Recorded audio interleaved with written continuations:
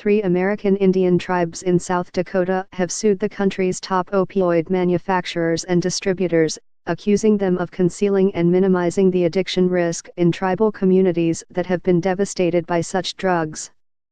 While 200,000 Americans died from prescription opioid overdoses from 2000 to 2016, the national epidemic has hit Indian reservations particularly hard. Native Americans suffer the highest per capita rate of opioid overdoses, and 1 in 10 American Indian youths age 12 or older used prescription opioids for non-medical purposes in 2012, according to the Centers for Disease Control and Prevention. That's double the rate for white youths. The effect of opioids on South Dakota tribes has been horrific, said Brendan Johnson, the former U.S. Attorney for South Dakota, who filed the lawsuit along with Tim Purdon, the former U.S. Attorney for North Dakota.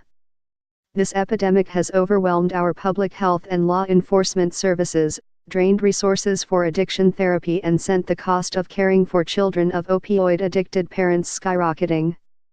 Read the lawsuit filed by 3 tribes against opioids drug industry.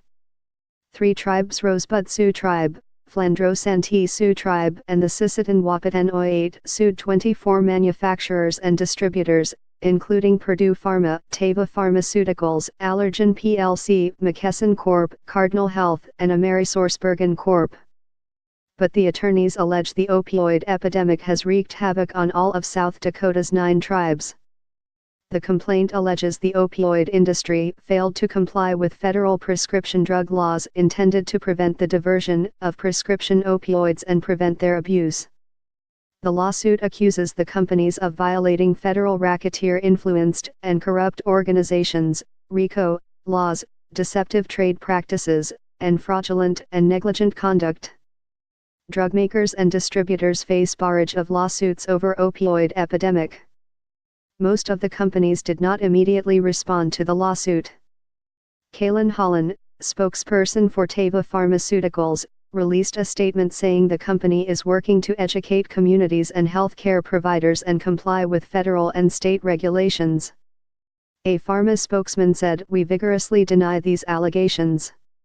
The company is deeply troubled by the prescription and illicit opioid abuse crisis, and dedicated to being part of the solution," its statement says. Neither statement addressed the South Dakota case specifically. Hundreds of cities, states, and counties have filed lawsuits against opioid drug manufacturers and distributors, among them 7 counties in West Virginia, which has the highest prescription drug overdose rate in the nation. In April, the Cherokee Nation in Oklahoma became the first tribe to do so.